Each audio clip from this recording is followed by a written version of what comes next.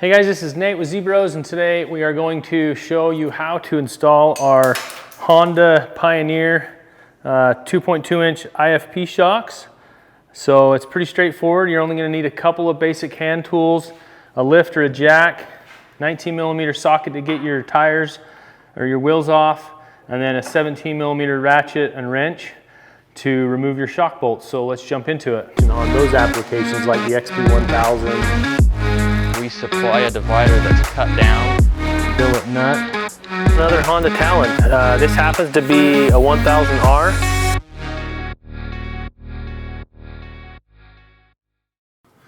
All right, step one, remove your stock upper and lower shock bolt with your 17mm wrench and ratchet, and then hang on to the factory bolt. That will be reused. And we're gonna do the top ones.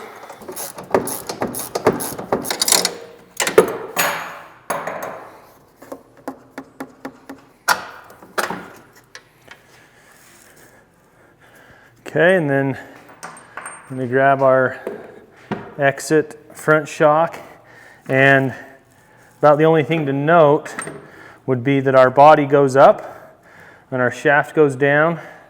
And as you can see, this shock's rebuildable, bigger bore diameter, so better dampening, and then it actually has preload adjustment, whereas the factory Honda base model shocks are completely non-adjustable. So we're going to pick up some ride height with these new shocks with a little bit different spring setup.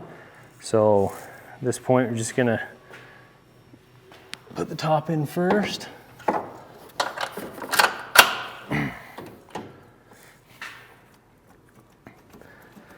And slide the bottom in.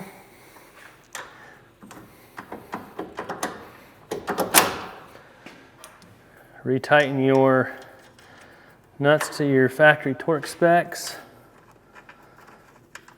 And that is all for doing a single front. You'd repeat that on the other side and do the rear. We'll show you how to do the rear next, and then you're going to want to put the car on the ground. And then depending on what kind of ride height you want, you have a preload adjustment here on this shock that you loosen this little Allen pinch bolt, which I believe is a 3/16 Allen, and add or take away preload to raise or lower your ride height.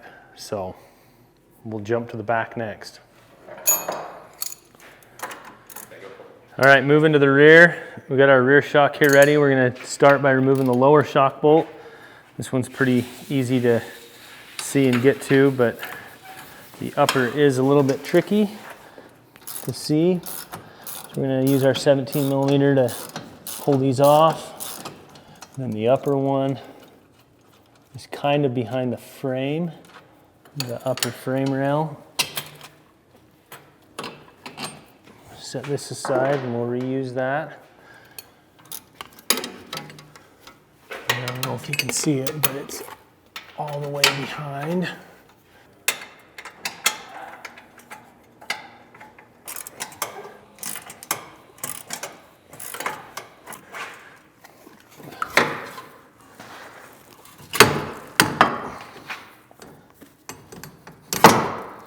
All right, so we're gonna remove our stock shock.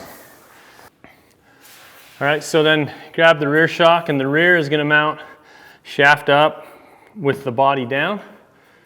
Sticker should be labeled correctly.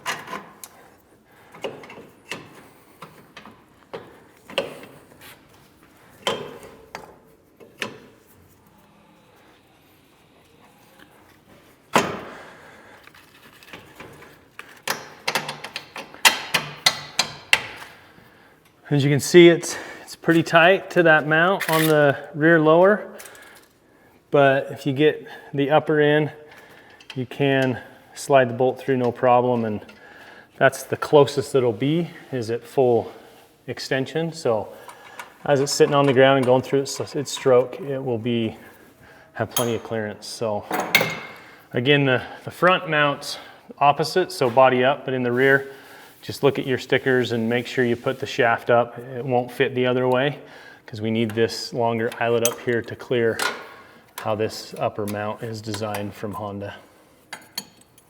And tighten up your bolts to your factory torque specifications. All right, so we have this rear on now, and just again, to reiterate, these shocks have preload adjustment, so you're able to regulate how much pre-tension you put on the spring by loosening this little pinch bolt and then adding turns of preload to change your ride height. And there's little 1/4 inch holes in this preload nut here. You can use those with a 1/4 inch punch if you can't turn it by hand.